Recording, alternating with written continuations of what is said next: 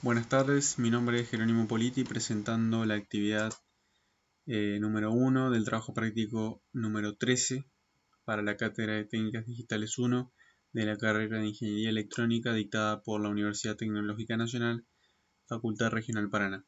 En esta actividad se solicitaba en principio, a través de flip-flop del tipo JK, realizar el diseño, implementación o simulación de un circuito secuencial reversible que pase a través de los siguientes estados definidos en este caso a partir de un número decimal 0, 5, 3 y 6 correspondiente a valores binarios de 3 bits como 000, 101, 011 y 110. Bueno, en principio debemos establecer la tabla de verdad o de funcionamiento del flip-flop JK que hemos visto anteriormente durante las clases, que es la que vemos a continuación. Para JK00 la salida permanece como en su estado previo. Para J en 0 y K en 1 la salida se establece en 0. Para J en 1 y K en 0 la salida se establece en 1. Y para J y K en 1 el circuito, el flip-flop funciona en estado de conmutación. Luego, para definir los valores que deberán tomar las entradas a partir de los estados de la salida, es decir,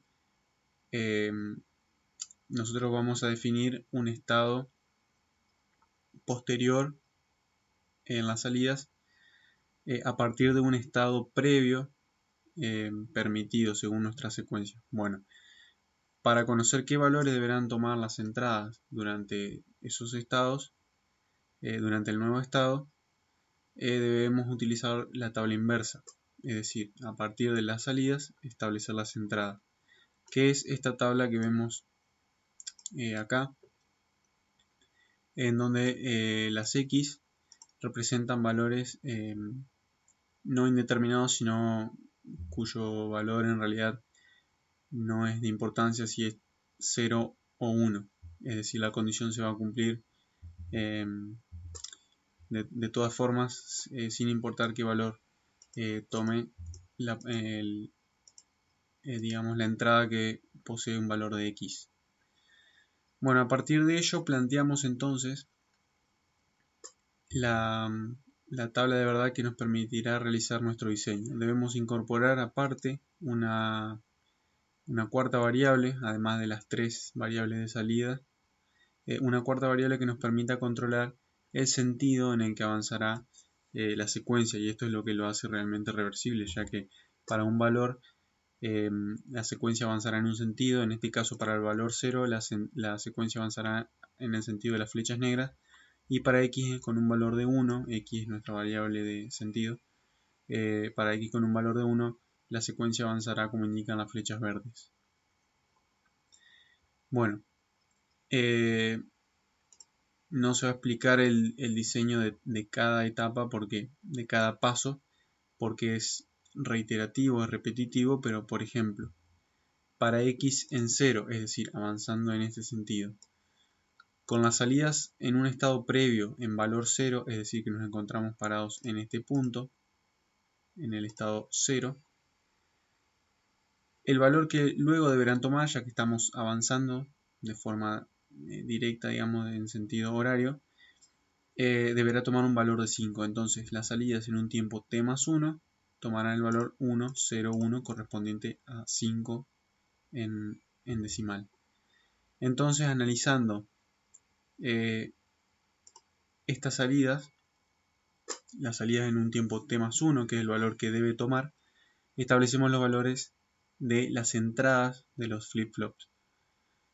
Por ejemplo, si Q3 pasa de 0 a 1, venimos a la tabla inversa y vemos que para una salida que pasa de 0 a 1, las entradas deben tomar valor de 1 y X, o 1, 1 y 1 o 1 y 0.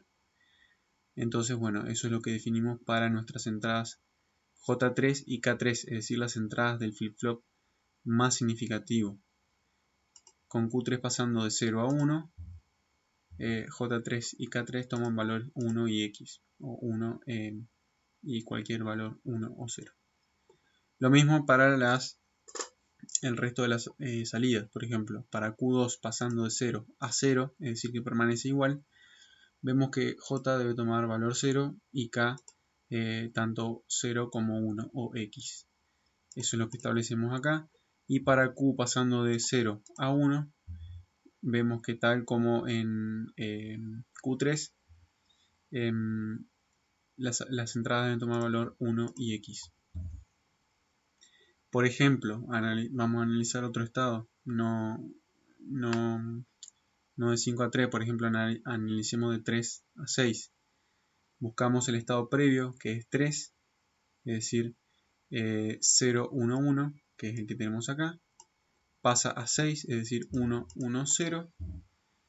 Y bueno, tal como en el caso anterior, realizamos el mismo análisis. Para pasar de 0 a 1, J3 y K3 deben estar en 1 y X. Para pasar de 1 a 1, J2 y K2 deben tomar valor X y 0. Y para pasar de 1 a 0 deben tomar valor X, J1 y K1 deben tomar valor X y 1. Y bueno, luego por ejemplo para los estados no definidos, es decir, un estado previo de valor 1, es decir 0, 0, 1, no tiene un estado posterior porque estos valores no se encuentran dentro de la secuencia. Entonces, para todos estos valores las entradas y las salidas en un estado posterior están indeterminadas, y eso ocurre con todos los valores de la tabla que se encuentren que no se correspondan con estos que vemos en la secuencia. El mismo procedimiento se realiza para el análisis con X igual a 1, solamente que ahora debemos seguir el sentido de las flechas verdes. Bueno, para proseguir con el análisis, con el diseño, perdón, vemos que J3 y K3 solamente toman valores de 1 y de X.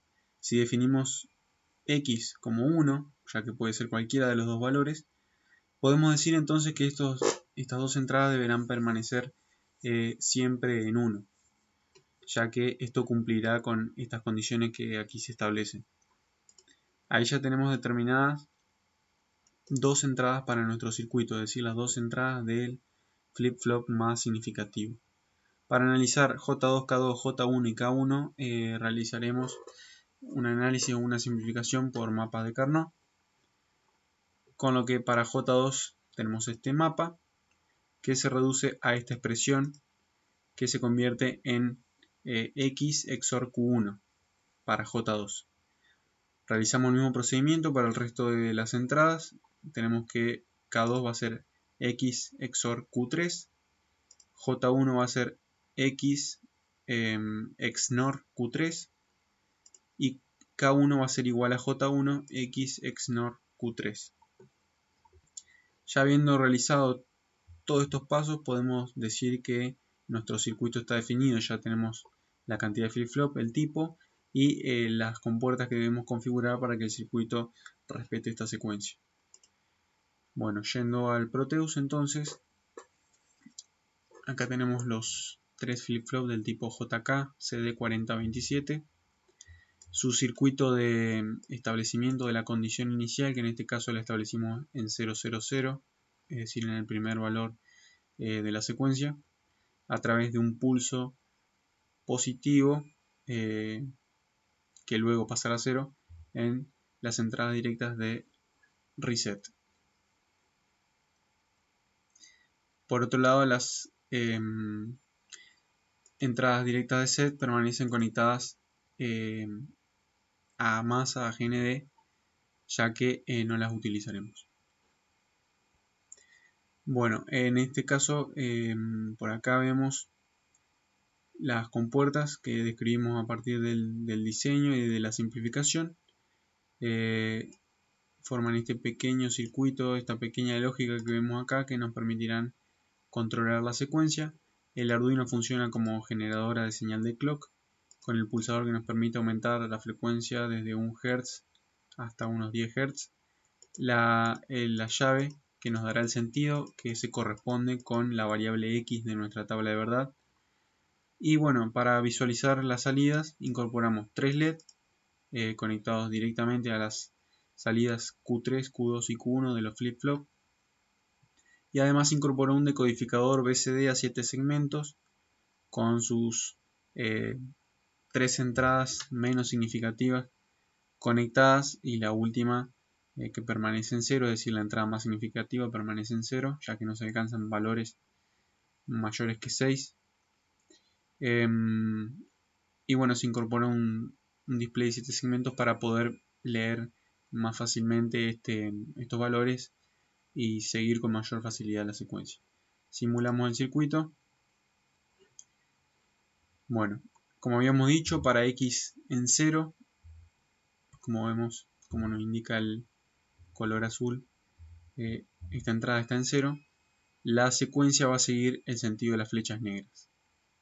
Entonces tenemos 5, pasa a 3, pasa a 6, 0, 5, 3, 6 y bueno, se repite indefinidamente, infinitamente, digamos. Además en los LED podemos ver los mismos estados. Si cambiamos el sentido, de 0 debe pasar a 6, luego a 3, luego a 5 y volver a 0. Y la secuencia se repite igualmente.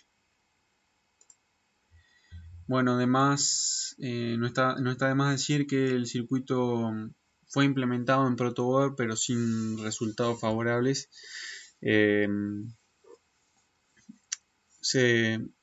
Podemos conseguir que realice la cuenta en el sentido directo, es decir, en el sentido de las flechas negras, pero funcionó de manera errática. Y bueno, además no pudimos hacer que funcione en el sentido inverso. No sucedió así con la implementación del circuito equivalente con flip-flop del tipo D, por lo que para la presentación del trabajo práctico realizada el viernes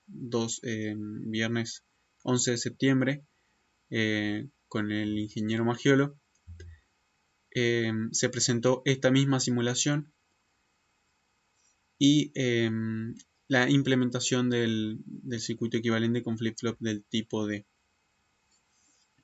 Así que bueno, esta es toda la presentación de esta parte.